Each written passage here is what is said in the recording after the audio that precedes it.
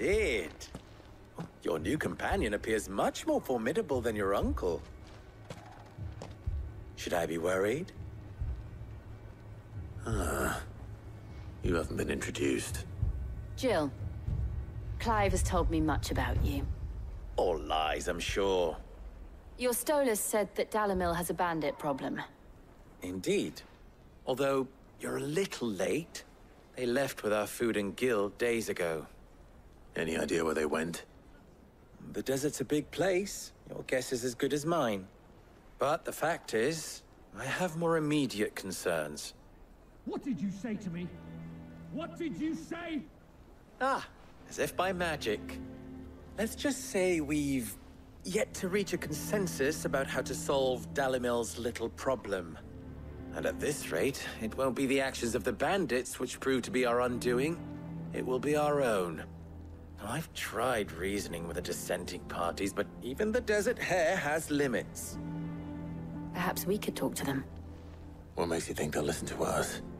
What makes you think they won't? She makes a fair point, Cid. And you won't have wasted much of your precious time if you fail.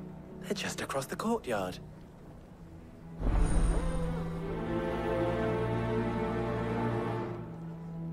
Suppose we just follow the shouting.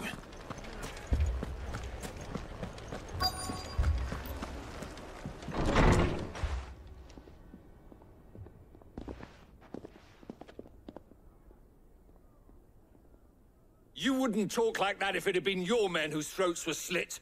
Blood for blood, it's the only way. We hire mercenaries and have them mount the bandits' heads on our walls as a lesson to the rest. And what happens when those mercenaries are slaughtered like your men?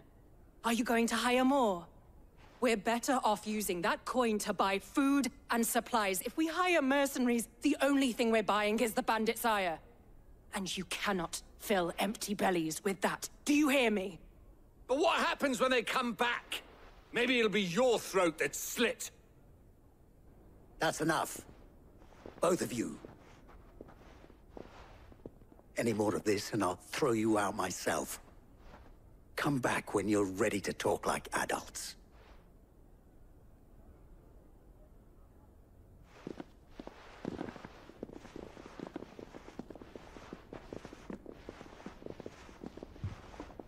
Victor. What's he doing here?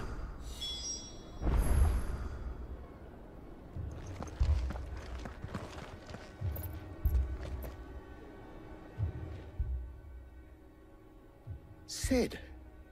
And Lady Jill. What brings you here? I was about to ask you the same thing. Costness is in chaos, and the markets have all but ceased to operate. The Briar's Kiss here in Dalimil is the only place I can reliably obtain supplies. I was here to do just that when Master Lubor told me of his troubles. He thought I might be able to talk some sense into these fools. But if you're here, I suppose his patience must be waning.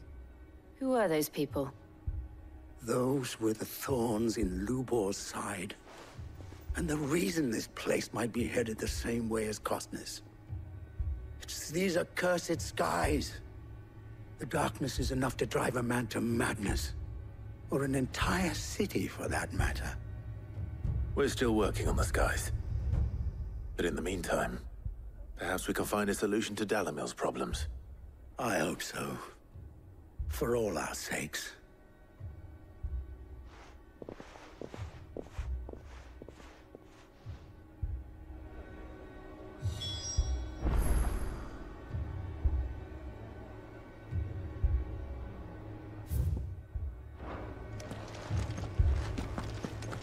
Haven't we had enough fighting? I know I bloody well have. People take notice of wealthy men. Shouldn't be too hard to track down Karen's collector.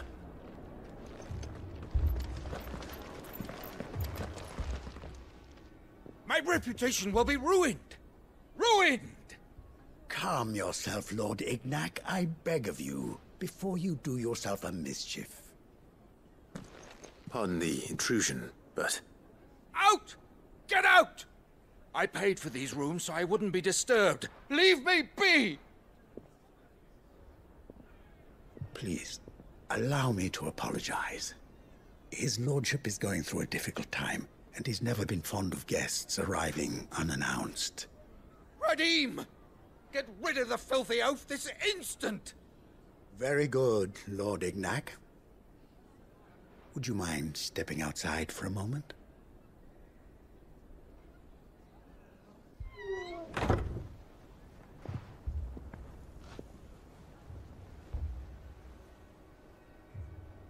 I'm sorry if I've caused you any trouble. That? No. That's just how his lordship is. Though the morning's events have left him somewhat fractious. He has been dispossessed of his luggage, you see. The thieves also made away with a considerable amount of coin. Coin the innkeeper will soon be keen to collect. I don't suppose a certain blade was among the stolen items. A single-edged sword. It was purchased from a merchant friend of mine. Ah, you know Lady Karen. Yes, I'm afraid it was. Then I'll retrieve Lord Ignac's luggage. But I have one condition. You have but to state it. You are welcome to anything that is within my power to grant. I want an audience with Lord Ignac. A few minutes should be enough. Then I'll be on my way. A condition I would be a fool to refuse. Of course, you shall have your audience. I don't suppose you saw where the thieves went. I did not, no. Though some discreet inquiries made on his lordship's behalf mean that I know where you might find them. The bandit's bed. Every ill-gotten coin in Dalimil is said to pass through that disreputable corner of the Valcroy. And that's where I'm heading. I shall speak to Lord Ignac in your absence, and arrange for an audience upon your triumphant return. That will be very kind of you. Farewell, and best of luck.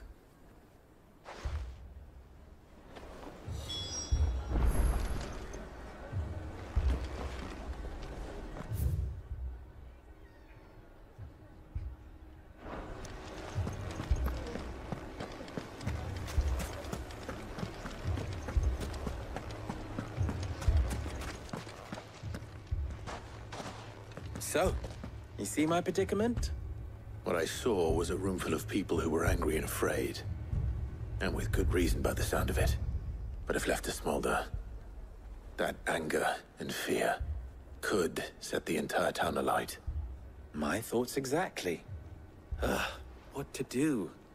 Both sides wish to protect their homes and livelihoods, if only they could agree on how. But as long as they are divided, we are vulnerable. And if there's one thing bandits like, it's an easy target.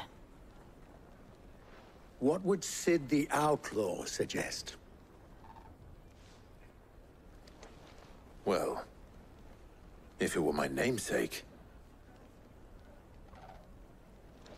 he'd let them choose for themselves, and be on hand to pick up the pieces when it all went wrong. That sounds like a recipe for disaster. A recipe for disaster is precisely what it is. But perhaps that realization would be enough to make them question the ingredients. While it's plain neither Conrad nor Natalie will countenance the other's proposal, it may still be possible to make them doubt their own. Before presenting them with a third option. And that would be? To pool our resources and save the city ourselves. Why fight each other? When all that fear and anger can be directed at the bandits. It appears we have a plan of action. Victor, pay Conrad a visit. See if you can't convince him of his folly. I'll speak with Natalie. As you wish. Your faces are not well known in this town. That may prove useful. Don't worry, Victor and I will do most of the talking. You need only play along. Play along? What he means to say is yes.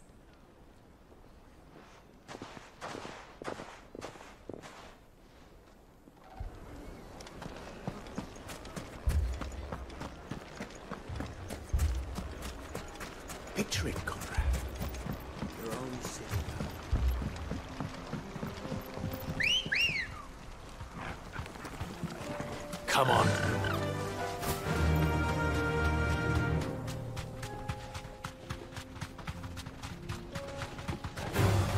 Time to fight.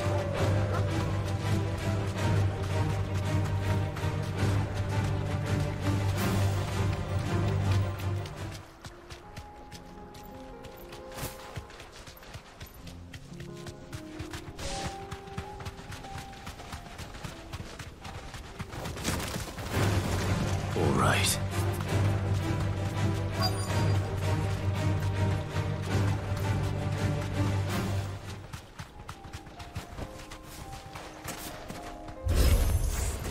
Got company! Come on, lads, let's tear the bastard's head off!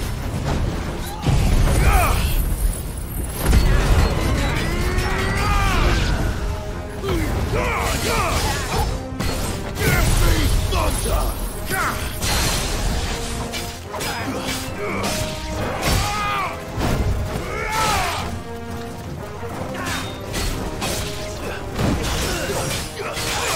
This one!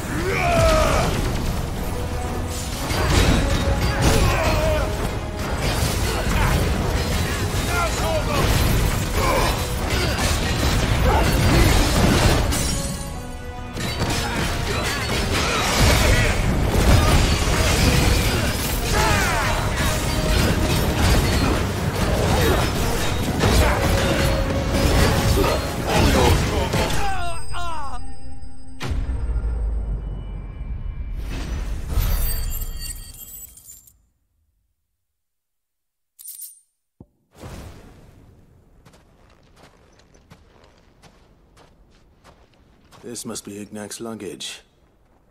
Nothing seems to be damaged. All right. Let's get it back to Dalimil.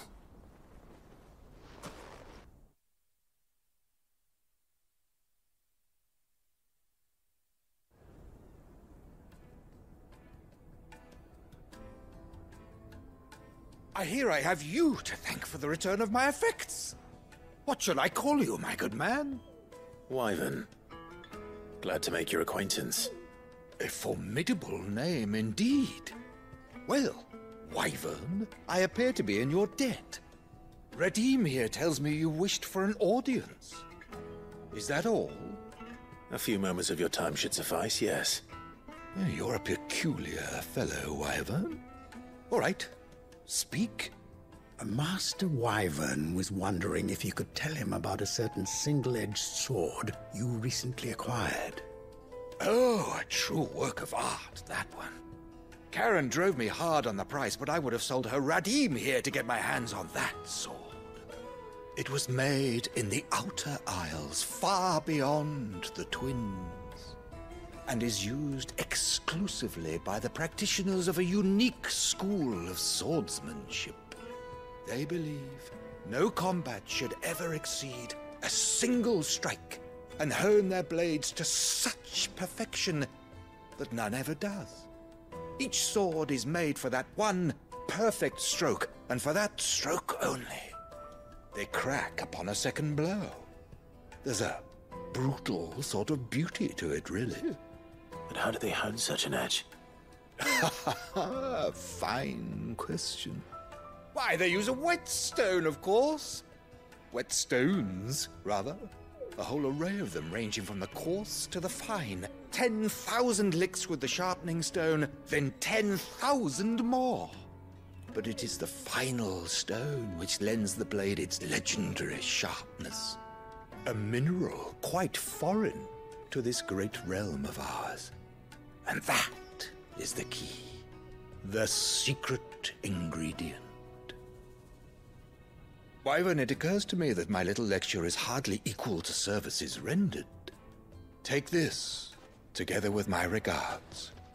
The very stone of which I spoke, far rarer among collectors than even the blade itself, and a far more fitting payment.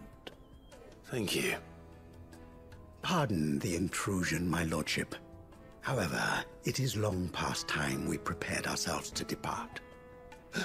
So it is. I am locked in bitter competition with a rival collector of curiosities. I am one step ahead of the unscrupulous scoundrel, but he is hard at my heels. Are there many other collectors out there? Too many to count, but only one do I consider my nemesis. Lord Byron Rosfield, and is a perennial thorn in my side. I can imagine.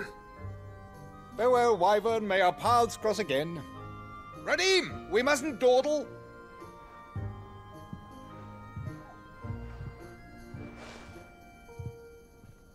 I think his lordship is rather taken with you, Master Wyvern. Thank you again for your assistance. Coming, my lordship. I'll be right there.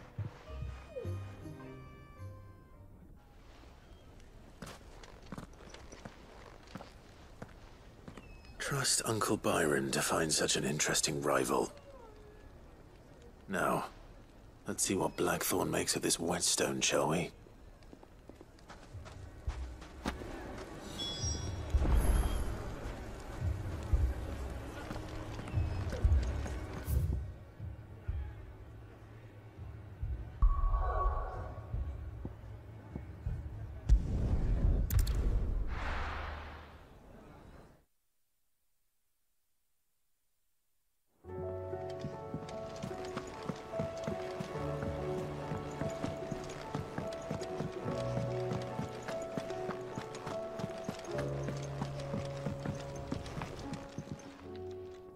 Sorry for the wait, but hopefully you'll agree it was worth it. You learned something about that sword, then? I did better than that.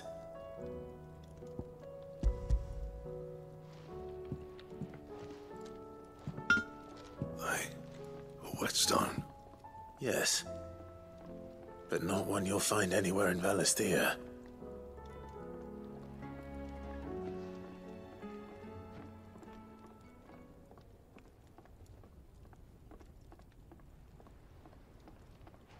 No wonder I couldn't get the same finish on the grinding wheel. One hit and all done, eh? Might not be so bad if all you ever fought were duels. Good luck on the battlefield. Your second opponent would be your last, no matter how good you were. Even so, is there some way it could be used to give the Cursebreakers an edge? I think so, yeah. With this whetstone and the right kind of steel, I could probably even make a twin of the blade that rattled me. But there'd be no replacing this little rock once I worn it down to a sliver. I reckon we get a dozen swords from it, if that. Swords that the Cursebreakers wouldn't know how to wield properly, and that would see them through a single fire piece. Nah, no point trying to copy that thing. Be about as much use as a wax anvil. But finishing our blades with a whetstone this fine, now that's something to consider. And what's finer than fallen masonry, eh? Or more hard-wearing, for that matter. Just imagine it. Good Valisthean steel with an edge as sharp as any found in the Outer Isles. I won't make a copy, nah. I'll make something much better. I'm sure the Cursebreakers will be delighted. Just don't push yourself too hard. Don't you worry about me, sunshine.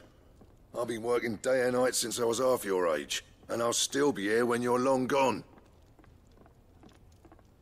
Hey, thanks, Clive. I mean it. I owe you one, August too. It's good to know someone's looking out for me. You'll be happy to hear you said that. And I'll see that my debt to you's paid. First new blade I make's got your name on it. You come and find me when you've got the materials. All right. I will.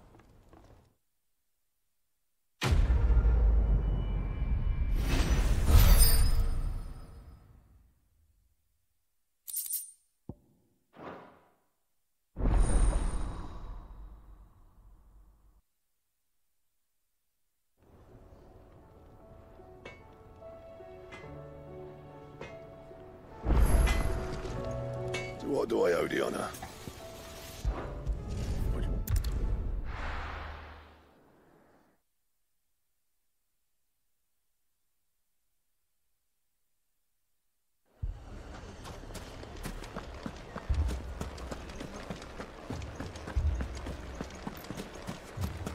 Picture it, Conrad.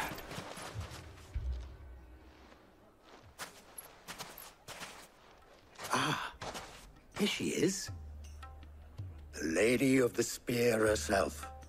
Conrad, may I introduce you to Jane, commander of the Red Wings, the oldest mercenary guild in the Free Cities. A pleasure, my lady. The pleasure is all mine. As I told you, I summoned the commander here from Canver to inquire about a contract. Victor says you told him no. That there aren't any men left to hire. Is that true? True as the crystals cracked. Nobles came and claimed every last one worth his salt. And not just from us Red Wings. You know of the 7 high houses. There must be 200 swords assigned each one. Granted, we have a few boys left. If it's boys you're looking for. Well, Conrad, are you saying that Dalimil's finest cannot defend this town better than a gaggle of unblooded striplings? That a band of beardless youths could better avenge the deaths of your brave men than you yourselves? Absolutely not. We'll show those bastards who they're dealing with.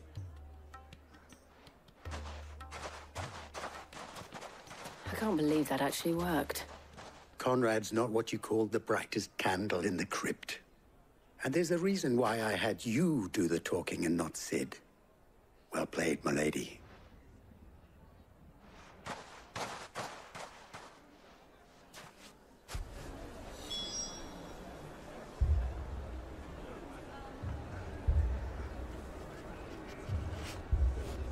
Then let us band together and show these brutes that Dalimil is not to be trifled with.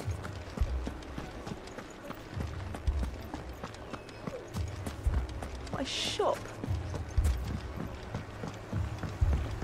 If I had my pickaxe, I would... I mean, it may still be possible to buy something. Ah, here he is now. Natalie, allow me to introduce Lord Underhill of Randalar's prestigious League of Merchants. Lord Underhill. At your service. Underhill. I was just telling the good lady of our conversation, my lord, and how you were lamenting the state of the capital's stores. Lubor says that not only are the granaries almost empty, but that war and the Blight mean this season's harvest won't be enough to fill them for winter. Indeed, certainly that is the case.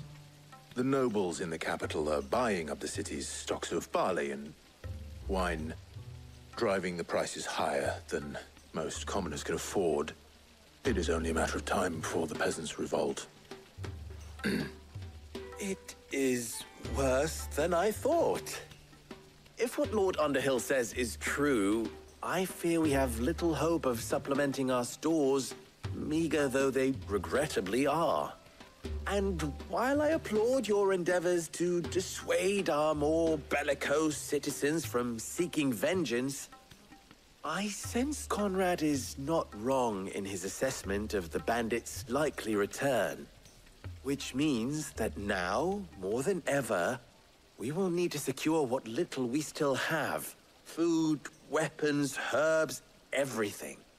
If our humble town is to endure not only this hardship, but those that are certain to follow, we must stand united. All right. If it will help to protect my home, I'll do it. But you needn't have gone through this charade.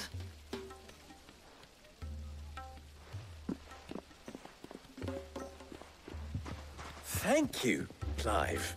Your performance was nothing if not workmanlike. She saw right through it. I didn't say it was good, merely that it produced the desired effect. Now, my scouts should be returning shortly. Meet me back at the Briar's Kiss, and we shall see what we face.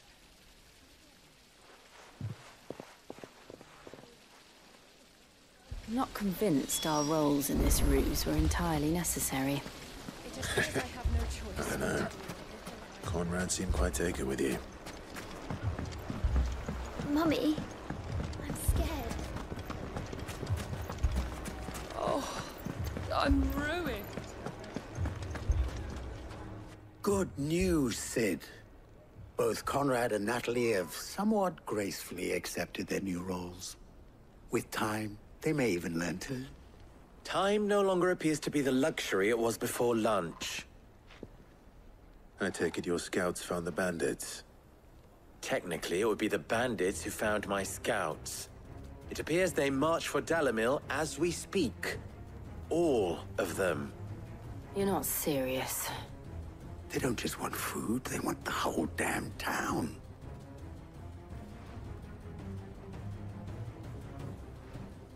I have a favor to ask.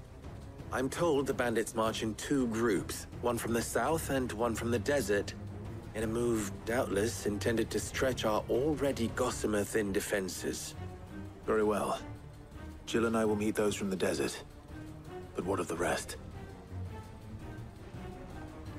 The rest, my friend, the city shall fight. Together. Mistakes, I concede, are high. But if this does not unite Dalimil, nothing will. That is a lot of faith to put into those who had their hands around each other's throats but a moment ago. Then it will be for us to see that their hands are kept occupied. And I do mean us. I thought you might say that. We'll hold them off for as long as we can. And we will do the same.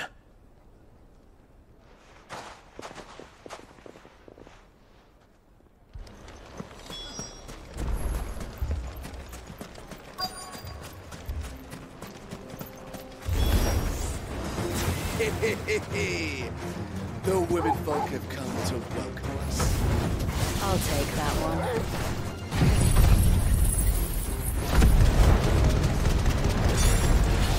He's all yours.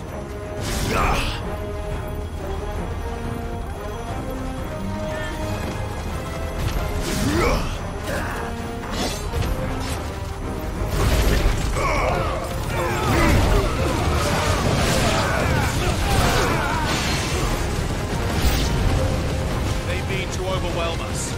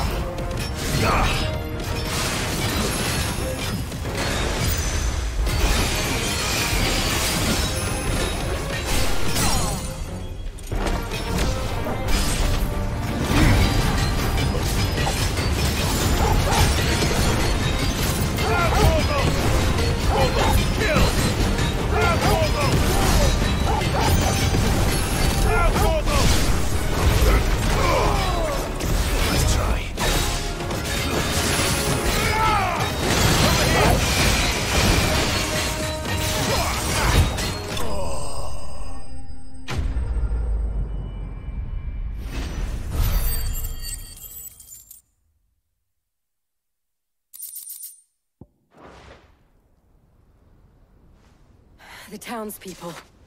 Could they have held out? I don't hear any fighting. What do you think?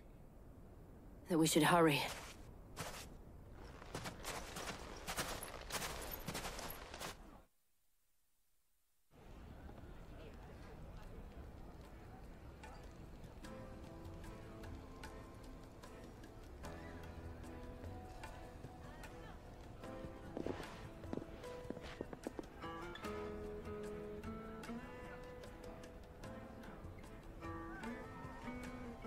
Natalie, I owe you an apology. You did well out there. The inn would have been lost had you not held the line. Without you, there would have been no line to hold. You saved us, Conrad. You saved Dalimil. We all saved Dalimil.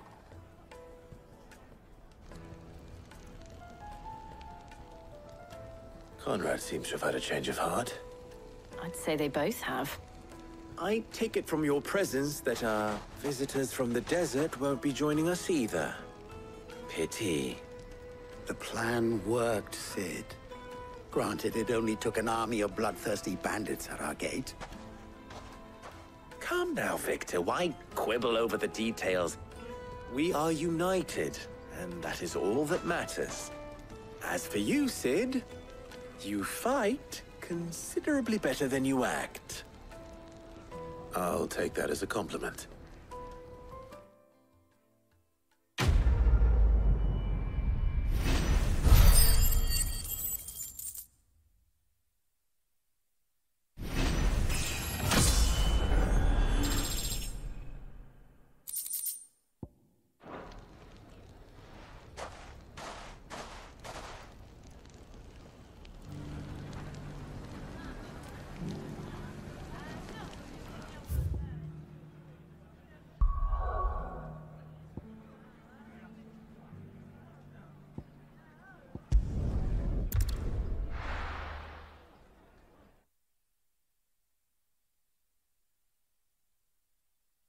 First we find Isabel.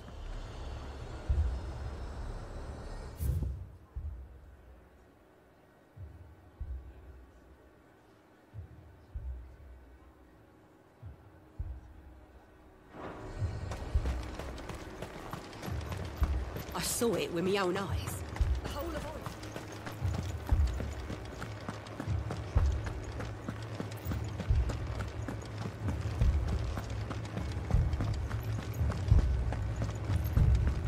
I can't do it.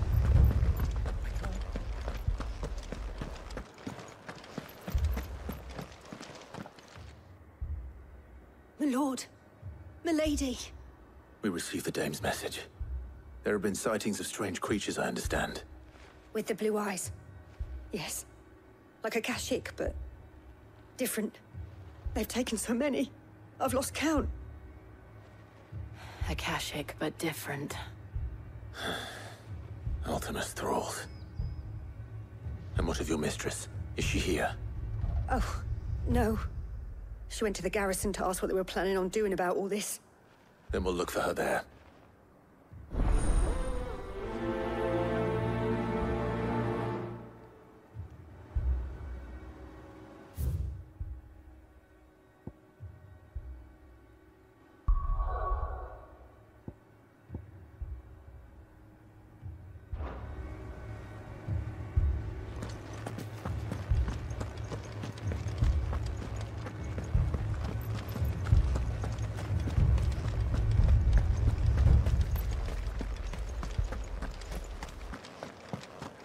The two soldiers were carrying an...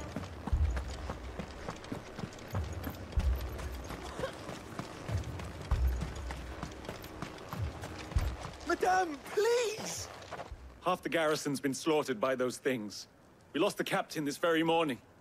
We've tried requesting reinforcements, but there's been no word from the capital or the Dominion in days! What more would you have us do? I would have you do your duty. Those at the Vale look to me for protection. And protect them I shall. Because they are my charges, and that is my duty. In case you have forgotten, the people of this town are your charges. But more than that, they are your people. Your sisters, your brothers, your lovers. So you have a choice. Lay down your sword and watch as they are slaughtered, or take it up and do what is right. She speaks the truth, you know. This here, it's all we have. It's all that's left. What we have left is our lives! Do you really want us to lose them as well? Not if we don't have to.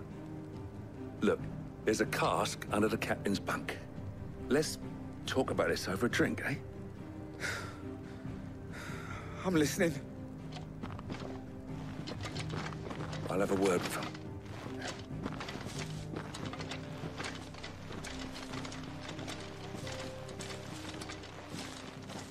Ah, Clive. I didn't expect help to arrive so quickly. And sought to take matters into my own hands. It was a noble effort, but I thought you might still need some support. I'd like you to consider my needs. What we need to consider is where the creatures came from. The way the survivors speak of them, one would think they appeared out of thin air. And perhaps they did.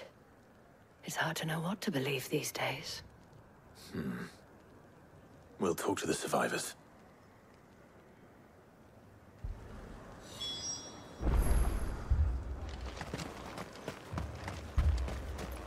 That thing? Did you see the creatures that attacked you? Creatures? Yeah, they came out of nowhere. They went for Joseph first, then me, and then they were just gone. Do you remember where you were? On the road from Oriflamme. We just passed Moor when... Where's my Joseph? It's all right. Just rest now.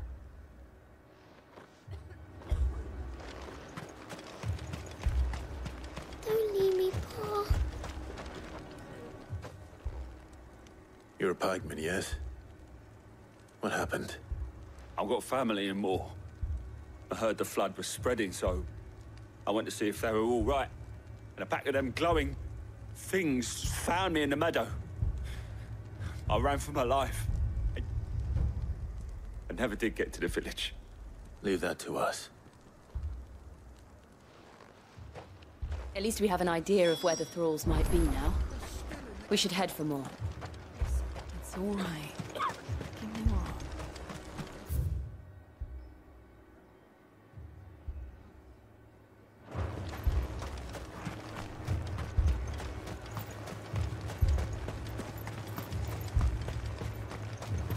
I assume you have a plan?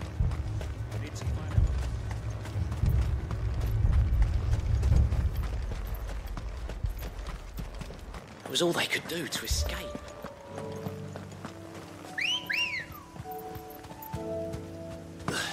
Good girl. Run like the wind.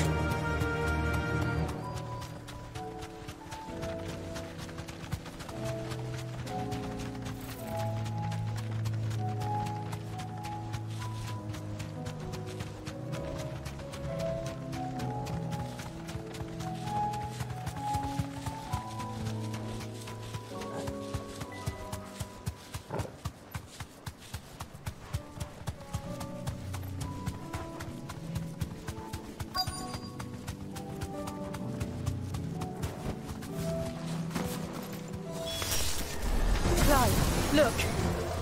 I see them. With me!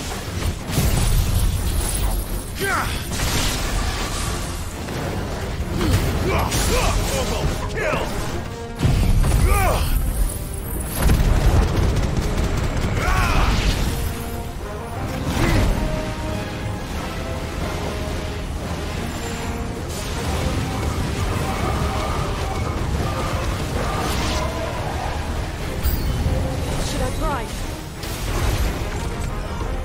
Save your strength.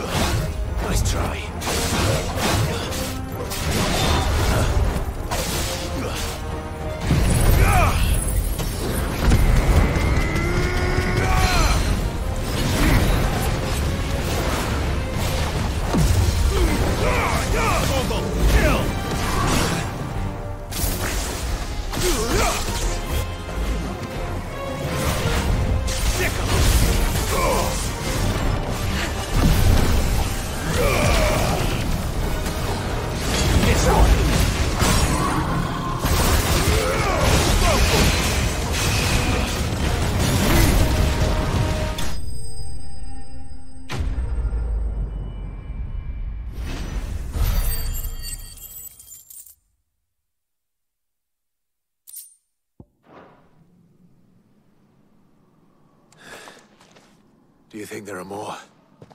There are always more. But I'd say we've done what we can for the time being. Then we should let Isabel know.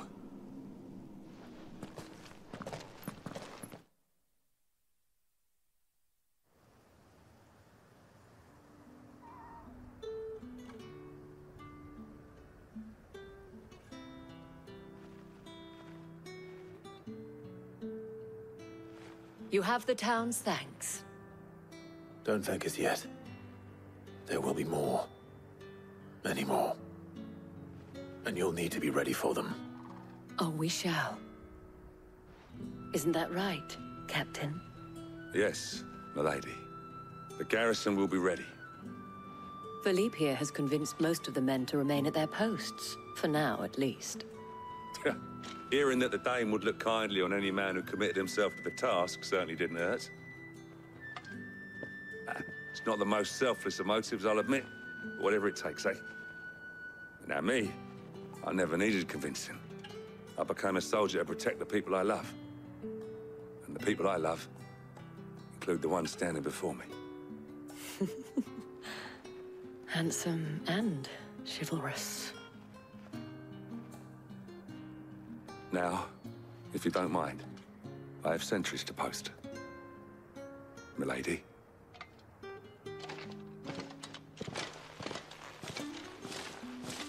Lest you wonder, I'm not foolish enough to believe that this has solved all of my problems.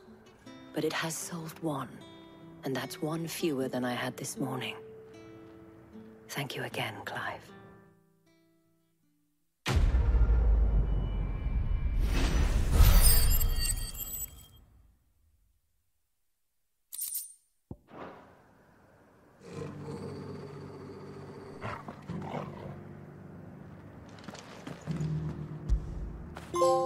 Fetch!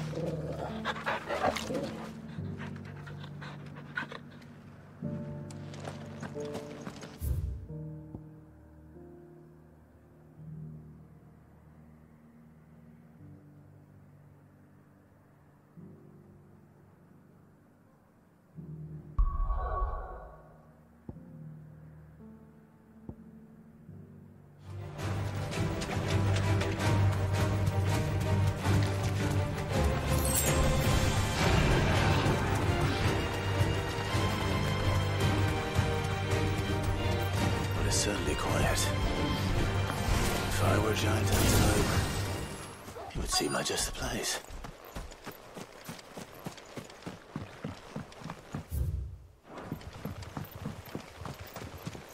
I doubt we'll find one bigger than that.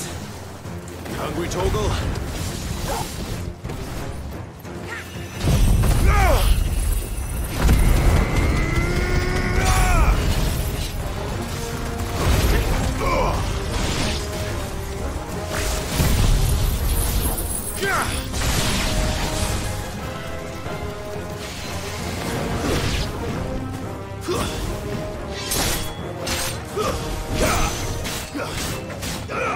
This one. Torgal, kill!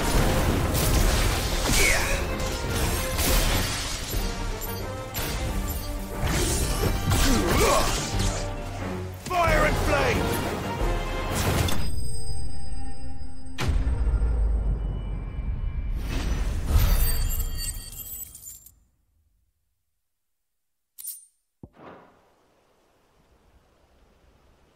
Now,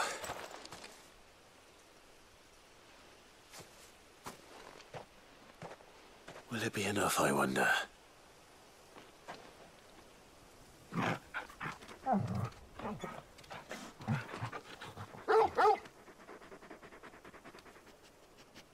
I say that answers my question, which means we owe the lawsmen our thanks. You're just a big puppy, aren't you? A very big puppy.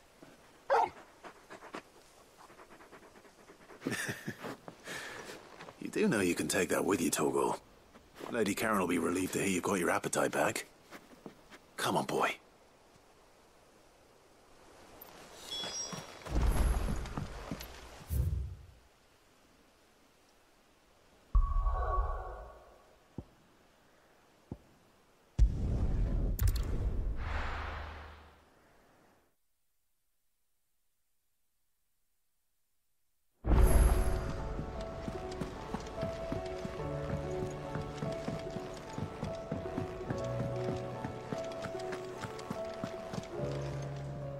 noticed you and Torgal had gone off somewhere. Take him for a walk, did you? You could say that.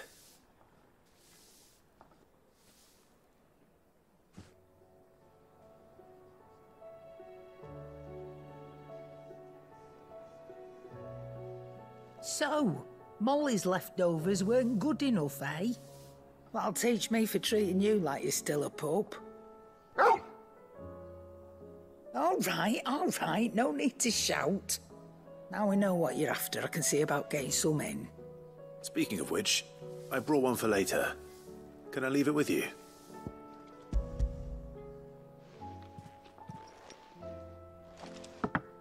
You can, aye. I'm nice like that. In return, you can thank Tomes for me. The bloody know-it-all. I was just on my way to see him.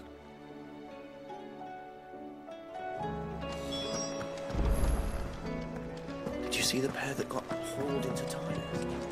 Aye, all their fancy silk.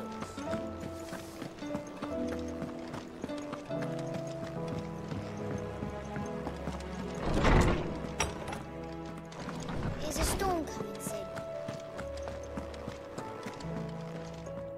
Ah, Clive. Were you able to locate your quarry? We were indeed, Lawsman. You pointed us in exactly the right direction. And Torgal's been a very happy hound ever since. Very good, very good. Lady Karen sends her thanks, by the way, for your part in solving the mystery. Ah. But that reminds me. After your last visit, I found myself pondering Torgal's talents. Do you recall our conversation concerning Lady Jill's role in Torgal's transformation? About how she somehow woke the power within him. Precisely that. A reasonable conclusion, I thought, but one which raised certain questions in my mind. You see, the Fenrir of legend served Shiva and Shiva alone, and while the powers attributed to him are certainly impressive, the records imply they are somewhat different in nature to those you described Torgal as having used. What are you suggesting? That Torgal may be the beneficiary of more than one Icon's power. Consider that in addition to Lady Jill, he has served as a loyal companion to you, your brother, and even the late Cid. In short, the Icons hitherto near at hand, or should I say at paw, have been diverse and plenty, and that number has only grown as the realm's dominance have fallen to your sword. One can but speculate as to how all of this has affected Torgal. He has seemed more fierce of late. And if I am not mistaken, he will grow fiercer still.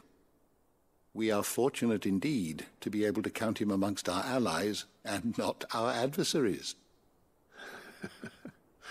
Oh, he's more than an ally. He's a friend.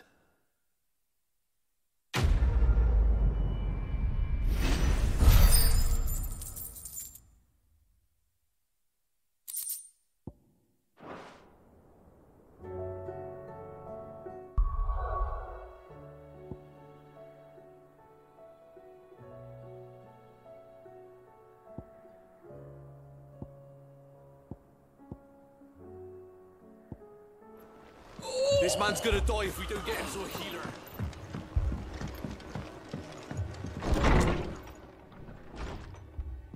Martha, it's good to see you. And you, Clive. Jill? Otto said you'd been attacked by a Kashik. What exactly happened here? Those skies are what happened. Not long after they fell dark, we had our first visit. There were hundreds of them. Tried to storm the hill. Only a handful made it up here, but that was more than enough. The rest are still down there now. And while we have a few willing fighters holding them back, they're sorely outnumbered. What do you think, Clive? That we join the fight? I thought you'd never offer. Now, where I need you is the Fallen Gate. That's where the fighting is fiercest. Let the men know you come to help. Something tells me they'll be pleased to see you. We're on our way.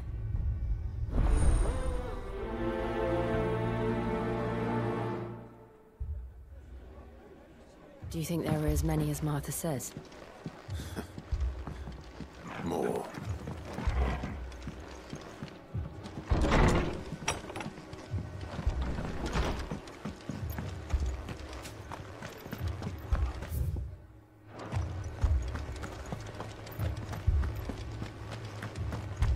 don't think they've abandoned us, do you?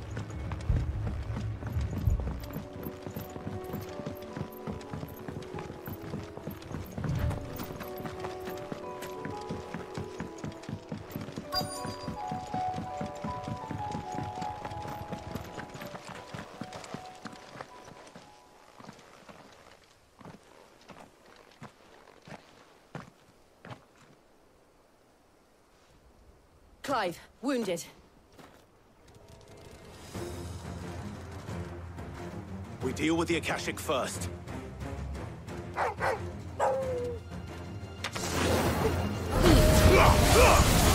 All yours, Torgal.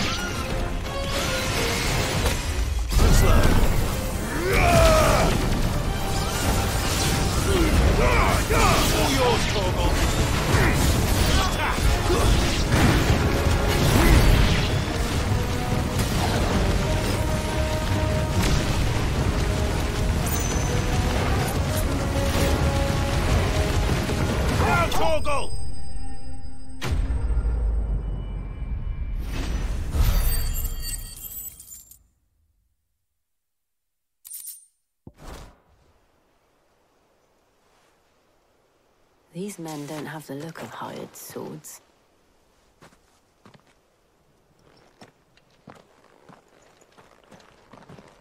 If you've come to rob this place... You are mistaken, my Lord Rosfield. We're here by Madame Martha's leave. How do you know my name? Forgive me, my lord. There wasn't time for introductions. We're with the Guardians of the Flame. Wade's men? But how did you come to be here? Where is your commander?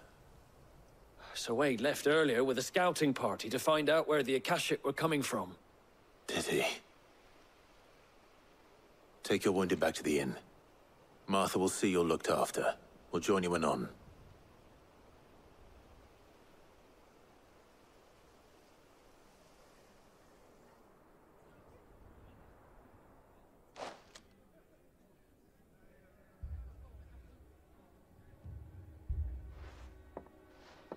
And to think you took them for thieves.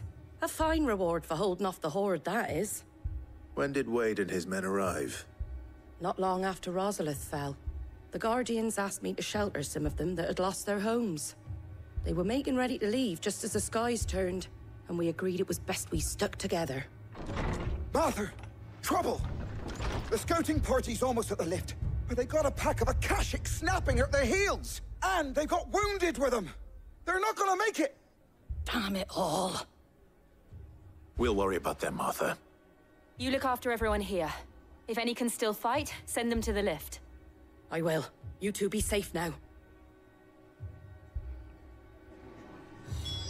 The lift can only carry a few at a time. If those Akashic get as far as the cliff, Wade's men will have nowhere to run.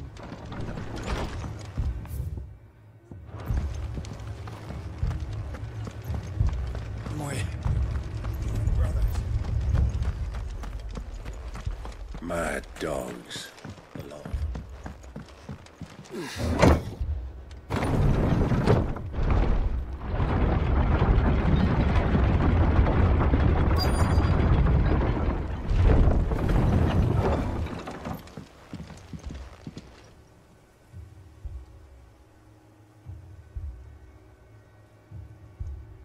Squire, I need you to get those who can still walk up the lift to Martha's. But what about... I didn't ask, Oscar. Sir. Sir Wade. Lord Rosfield. If you aren't a sight for sore eyes. Martha seemed to think you might need some help. And by the looks of it... We thought we could sneak by them. But we didn't know there would be so many. How could we have? behind you!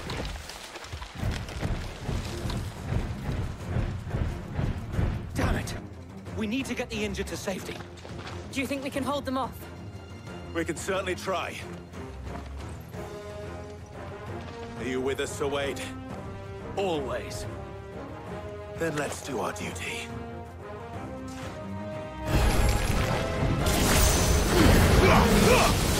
Vogel, kill!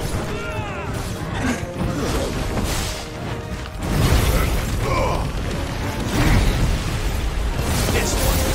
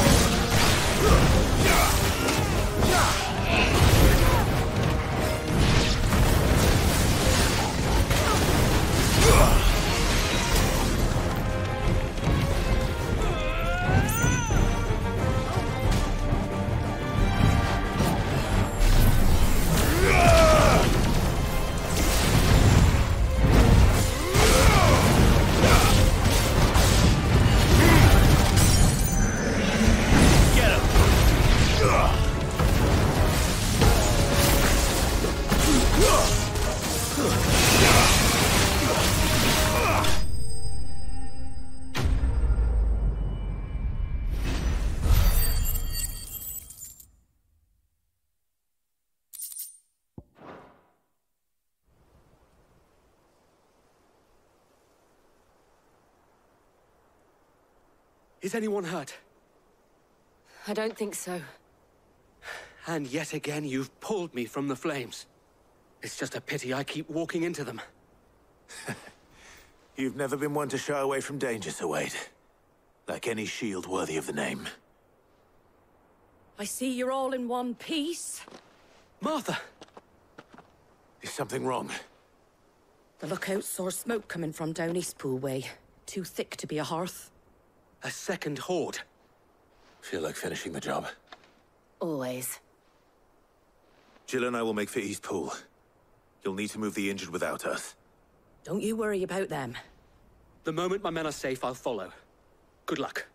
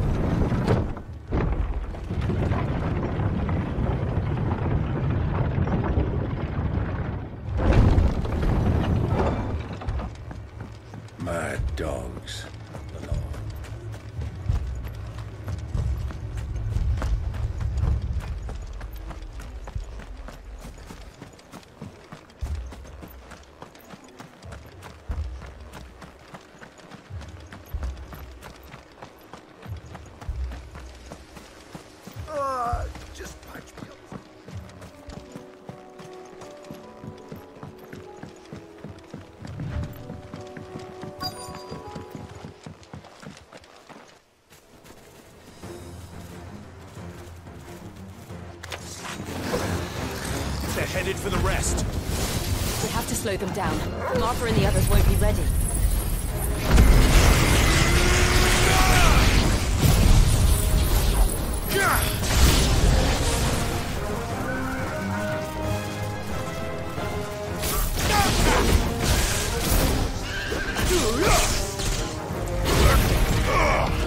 This one.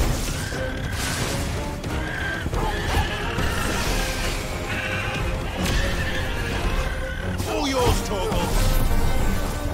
Torgal, kill! Get him. This one. Get him.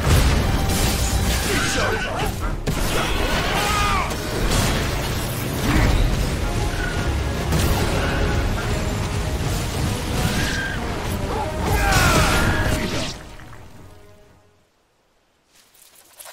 Something's coming. Apologies, my lord. Did I miss anything? Only the first round, so wait. Shall we?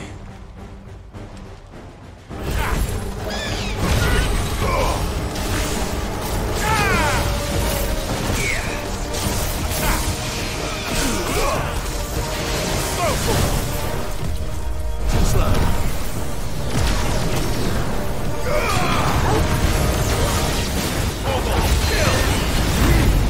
Nice try.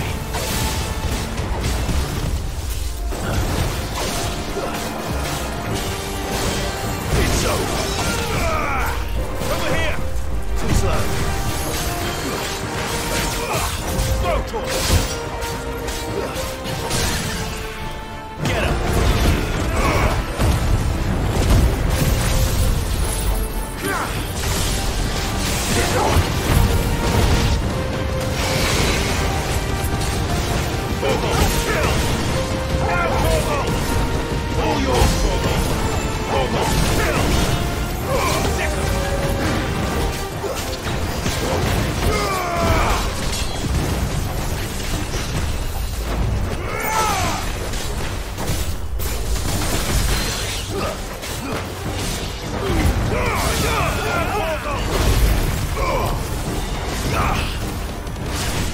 Nice try. Over here!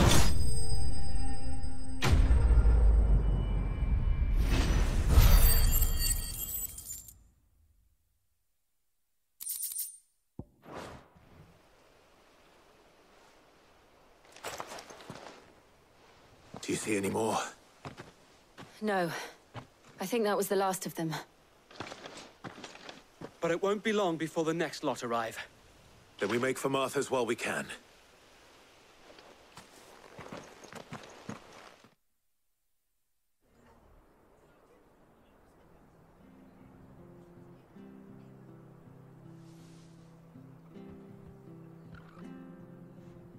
What did you find out there? The same as Sir Wade. Scores of Akashic. Well, wherever they came from, they're gone now. Our lookouts say the lowlands are clear. Hopefully we'll have enough time to lick our wounds. How many of your men were injured? A damn sight less than if you hadn't turned up. Thank you. It was a hard-fought victory. But as long as the skies remain dark, I fear the Akashic's numbers are only going to rise. It's not a matter of if the Horde will be back, but when. And whether that's sooner or later, we'll need to be ready. The inn here affords a good view of the land, and is easily defendable. I'd like to make this one of our outposts. What do you say, Martha? You'd have more men to guard the rest. Well, when you put it like that, of course they can stay.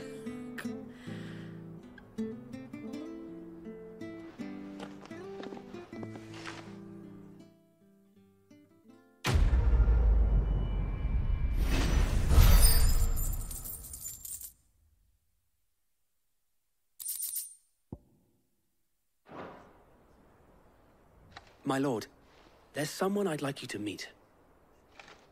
Oscar, over here.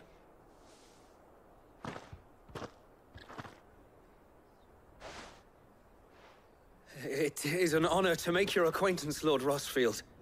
I am Oscar, Oscar of House Murdoch. Murdoch? I wasn't aware the Lord Commander had children.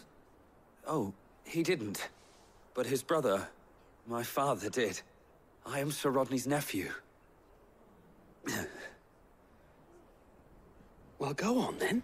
It's not for me to ask him. Yes, Sir Wade.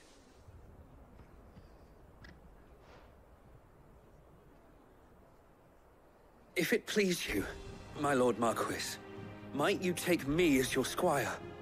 I would learn the duties of a shield from the finest. I'm sorry to disappoint you, Oscar, but I am a shield no longer. Nor was I ever the finest. And spending time in the company of an outlaw hardly seems a fitting education for one aspiring to take his oaths. My Aunt Hannah once told me that a man is not defined by his title, but what he does in its name. You have accomplished much since taking on the mantle of Cid, winning no little honor in so doing. And I would sooner serve under an honorable outlaw than an unworthy shield. Not that Sir Wade and the other Guardians are... I mean to say that, they're... It's all right. We know what you mean. There is only so much the boy can learn from me, my lord. But a squire... Would that really be so bad? You were a squire once. And I'm certain Sir Rodney would approve.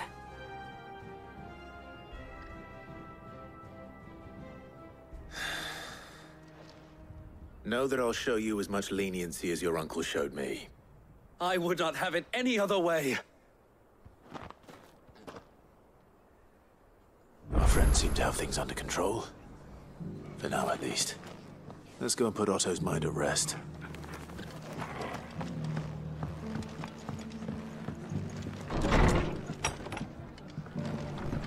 Fate seemed bent on driving me from my inn. Any man who ain't in need of They treatment want me himself out, coming of you with the gonna wounded. have to try harder. If you could, I'd be in your debt.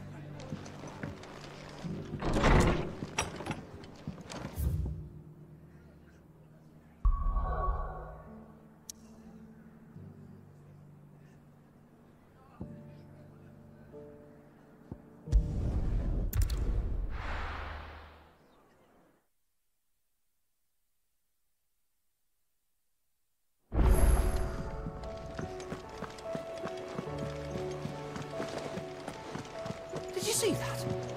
Tell me you see that.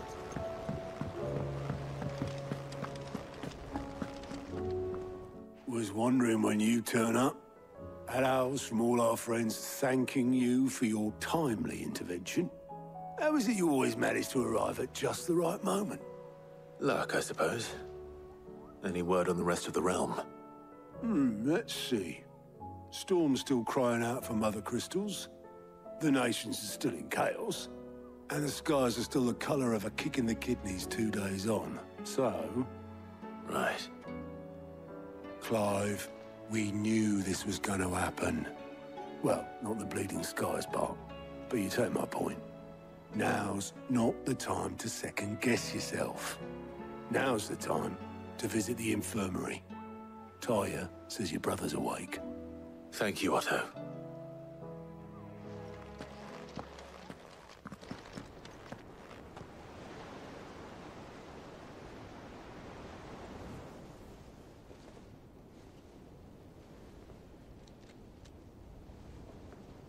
So it was not Sylvester, but Olivier who served as Ultima's puppet. And when Dion learned of this, he sought to slay the fiend.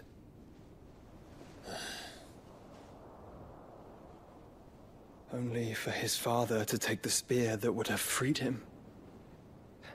Enough to drive a man to madness. Small wonder he hasn't stirred. I would be afraid to wake. Had I but reached out to him sooner, warned him of the threat Ultima posed. But now, both an empire and her prince lie broken. Joshua, what do you know of Ultima?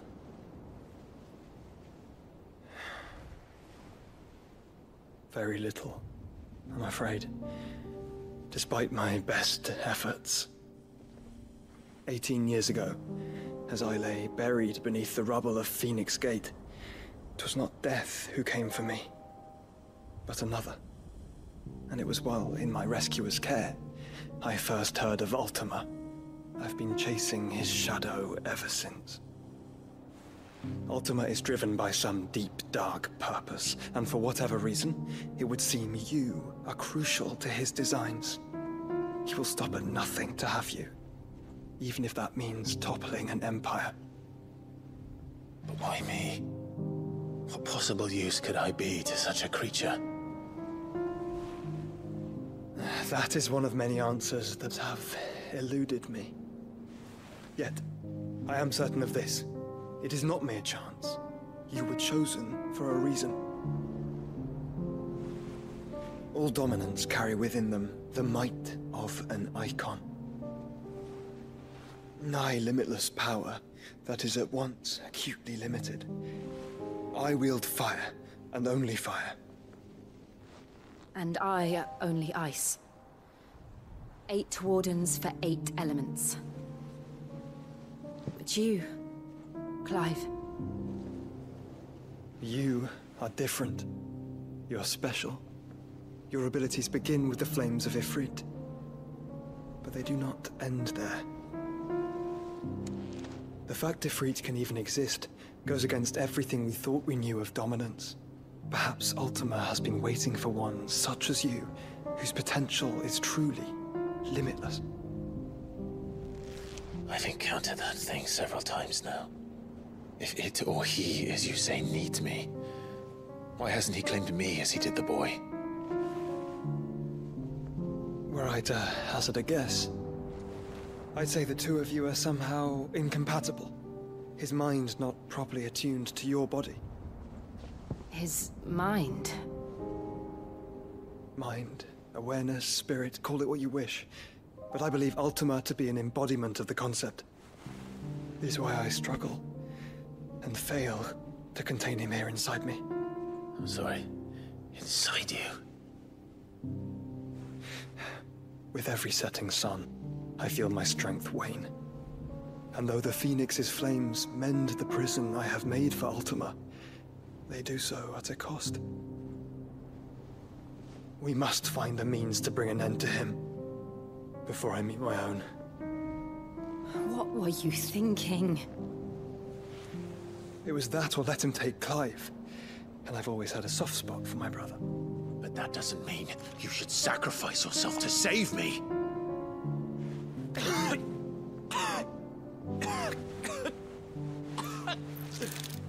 Joshua. Clive, it's Gav. There's an army of Akashic at the gates of Canver.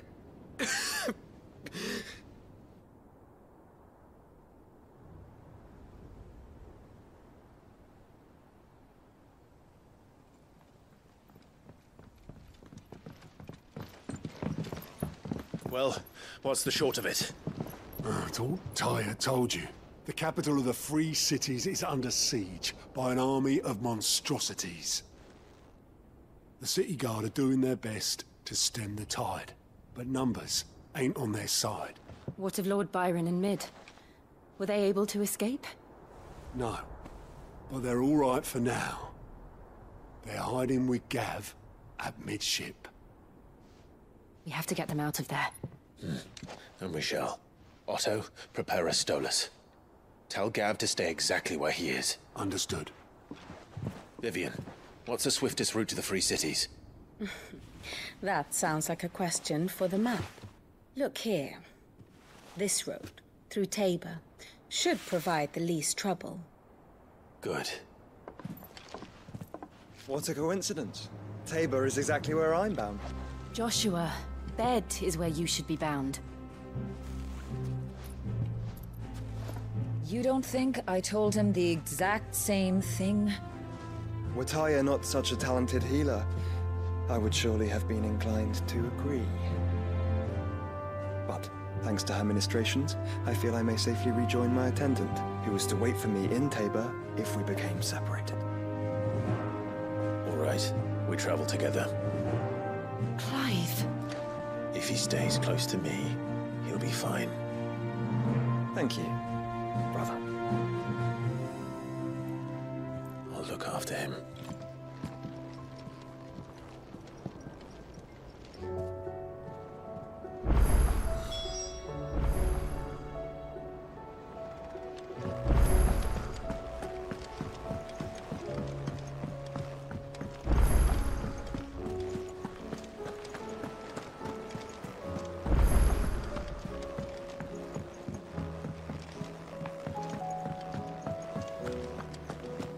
Seems the hideaways. Blasted book! Here, you put me in this situation, Clive. You can bloody well get me out of it. I need a hand with a recipe. Are you sure it's me you're looking for? I'm not much of a cook. I'm all the cook will be needing, thank you very much. What I want from you is a little of your time, right? Oh, and perhaps your sword. You remember Ivan's stew, right? Well, despite the look of the thing, and that awful stench, people wolf it down. So I thought I'd try making one of these supposed masterpieces myself. Had a peek at the book and gave it a go, but, well... It wasn't as straightforward as you'd hoped. Ivan had the same problem. Yeah, but this is my blooming kitchen, and I will not be outdone. So if you don't want to be seen as playing favourites, I suggest you lend me a hand. I've never been one to play favourites, Molly. And I would be only too happy to lend you a hand. So, what's on the menu this time? A fried mortress of skyworm. That's one heck of a name, innit? Recipe seemed easy enough to an old hand like myself. Thought I'd followed it to a T. Only, turns out skyworm livers and drake's mint are not what I thought they were. At least I hope they're not, given the rancid mess they made. Ivan said the recipes in the culinary pilgrimage date back centuries. Who's to say the ingredients even exist anymore? Well, that's a question for a scholar, wouldn't you say? Perhaps you know of one? Kindly old fella who haunts the shelves, maybe? Fine. I'll go and speak to Harpocrates. Perhaps he'll know something. And if he does, I'll see if I can find your ingredients for you. You do that. Lest we forget, you've got a reputation to uphold.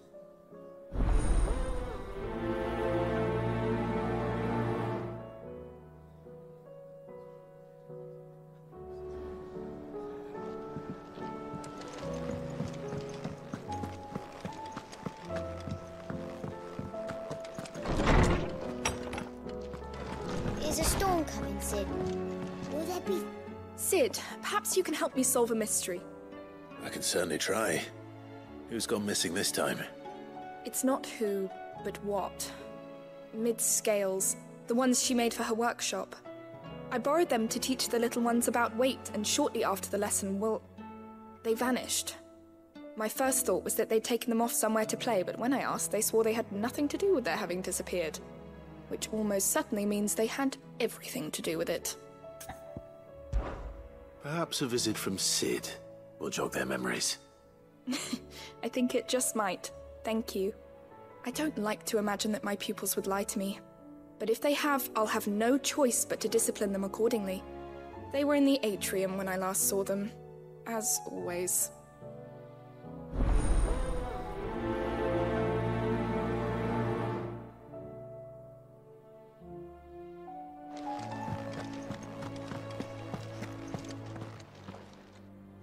Lawsman Harpocrates.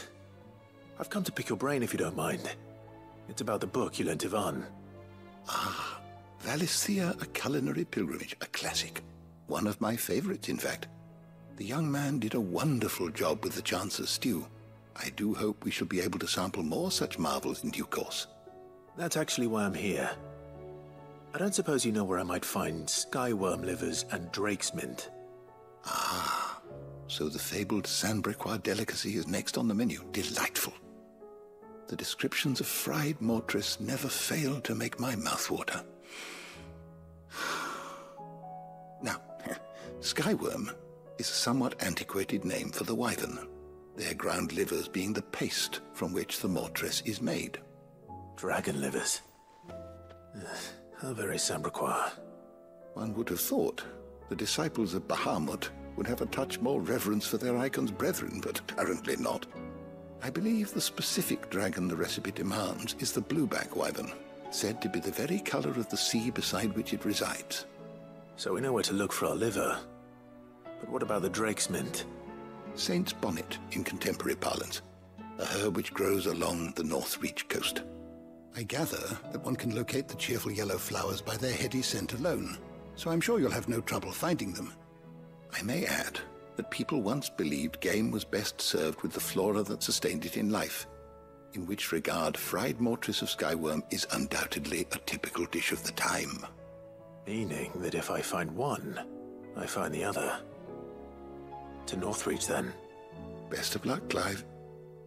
And do save me a bite once the dish is complete.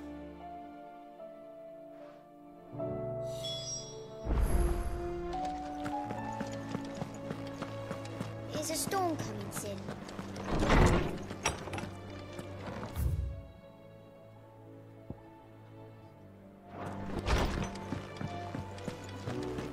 It seems the hideaway's lost it.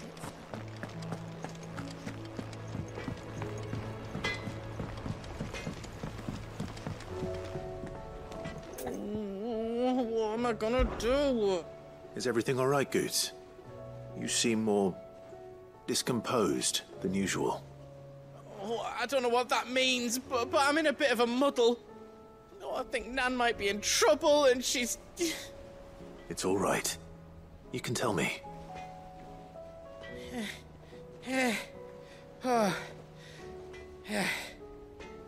There was a trader came by. One of our usuals, like. Said he'd heard some rotten rumours about her down Dallymill Way. Folk are saying she's been selling to bandits and cutthroats and that. I mean, she's fond of a chance to make a coin or two, aye, but she'd never do business with baddies. Especially not the kind who go hurting people who haven't done out. I wanted to ask her about it myself, but I'm scared she'll give us a tongue lashing. She'd never give your tongue a lashing, though, would she? Don't worry. I'll speak to her. Oh, thanks, Clive. You'll let me know what she says, won't you? Of course. I'm sure it's all just a misunderstanding.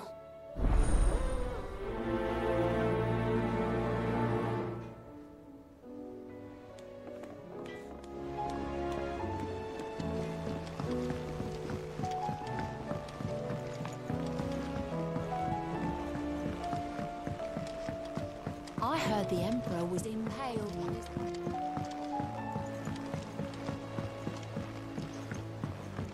We're all gonna die! You hear me? What do you reckon we should do?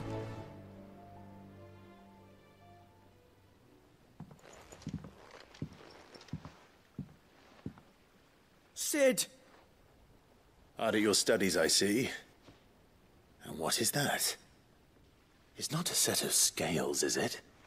No. Of course it isn't. Well, not anymore, it's not. Oh! And just how long hasn't it been one? We're sorry. But we didn't break them. We dismembered them. Just like Miss Mididol showed us. Miss Mididol? Why would she have you dismembering her creations? Because that's the only way to become a ninja-neer. Miss Mididol said, the best way to see how something worked is to take it apart and put it back together again. Well, then your work is already half done. Carry on. About that. The taking apart was easy enough, but it's the putting back we can't work out. Speak for yourself. The heavy thing goes at the bottom. Then...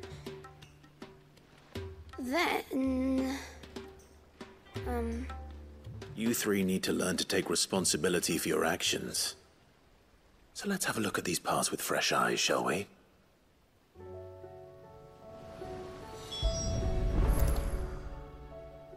All right. Everything here was once part of Miss Mididol's scales. Every piece has its own role to play, and each is just as important as the others. If even one of them is missing, the scales won't work. So let's think about what those roles might be. You already know one of the pieces. The body. Its role is to support everything else. But what of the others?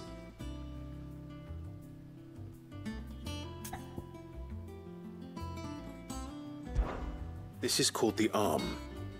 Why do you suppose that is? It doesn't look much like an arm. You're right. It looks more like a wing. Like a chocobo wing!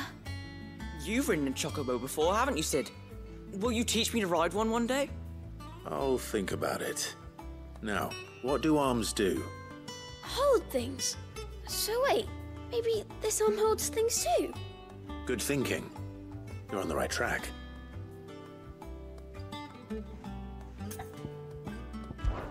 These round parts are called the pans.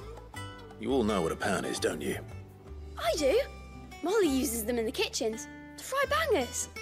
But these aren't for frying bangers, you idiot. They're for weighing stuff. But what if I wanted to weigh Goots? I don't think he'd fit on that little thing. Probably not. What are the chains for? Holding the pans up? Well spotted. Which means something must hold the chains up in turn.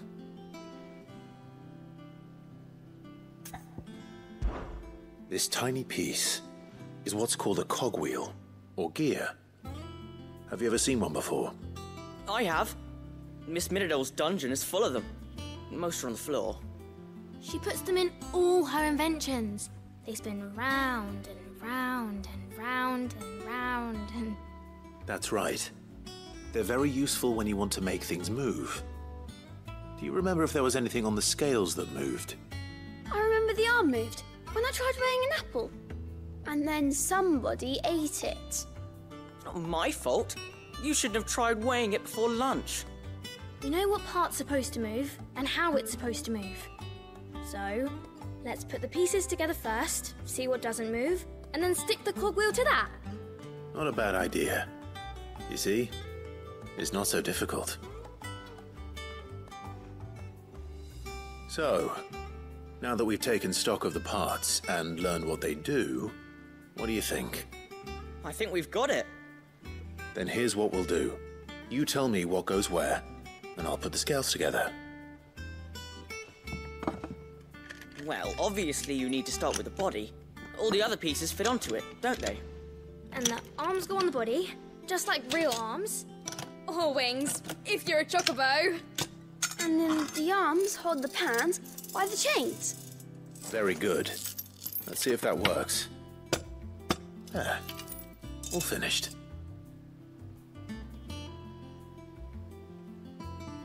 Yes! We did it! Well, with Sid's help. Oh, I just put the pieces together. It was you three engineers who showed me how. That's right. We're Miss Middledole's heirs. Her heirs? Yeah, heirs for the future. She's showing us her secrets now, so we can help out the hideaway when we're older. What do you think, Sid? Are we almost ready? With a little more help from Miss Middledole and Miss Shirley, I'd say it won't be long at all. You hear that? It won't be long. Until then, though, do try to be honest with Miss Shirley.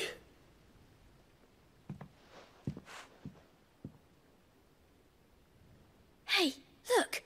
We never used the cogwheel. You don't think Sid forgot about it, do you?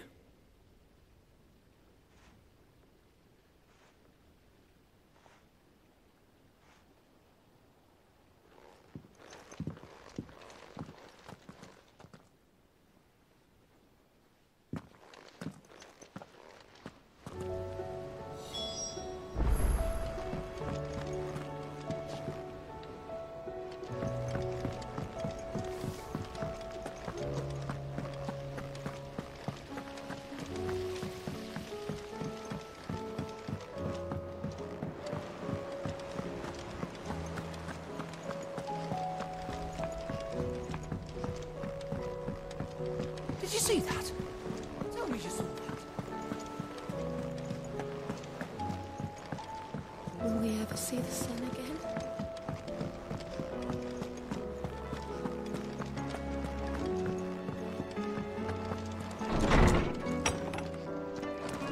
There's a storm coming, Sid. Will there be... Well, did you solve the mystery? It was as you thought. The children had the scales, or the parts of them at least. They dismantled them to see how they worked. Oh, no, Mid will have my head. Thankfully she won't. This might even have been her idea. Although I was the one who ended up teaching the lesson. I'm so sorry, Sid. I know how busy you are. I shall see that the children are properly punished. Please, there's no need. Mid seems to have taken the three of them under her wing. She's even calling them her heirs. She'd have them follow in her footsteps. And her father's. I see. Sid, do you know why Mid has been spending so much time at the Hideaway of late? She told me it was because her studies have been interrupted by events in Canva. Is that not true? No, it isn't. The university offered her a commission. In exchange for full tuition, room and board, they asked her to oversee the design of several new war engines. To anyone else it would be an opportunity, but to Mid, who lost both her parents to war, it was a bitter pill.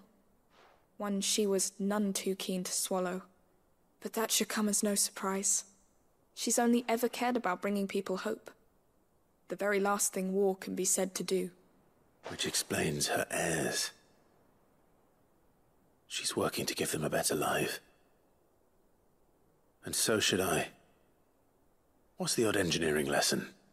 Ah, you've given them far more than that. And I'm sure they're very grateful.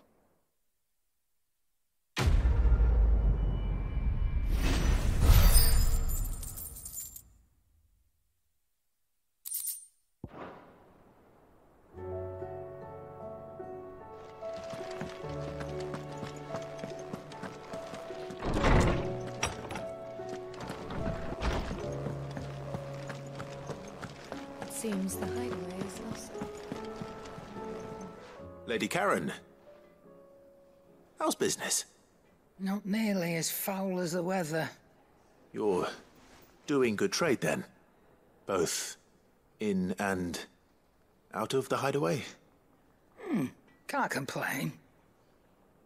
Wait. What exactly are you getting at? Not once in 5 long years do you pay my affairs half a care. But here you are today, raking me over the coals like a bloody popoto. Just asking. Out of interest. All right. I'm here because I was told that certain rumors have been circulating. About you selling weapons to brigands. Oh, are you?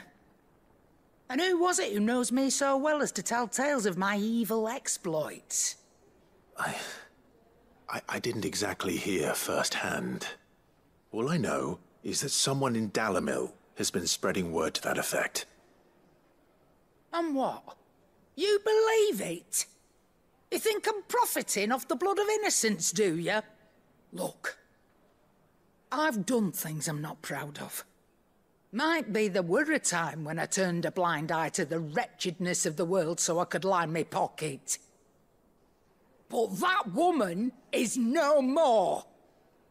And you'd know that if you'd ever paid the slightest bit of notice. You're right, Lady Karen. I apologize. It was wrong of me to doubt you. No, it was. Now, I reckon you've got better things to do than pointing your do-gooding finger at a poor old woman. Of course. Good day.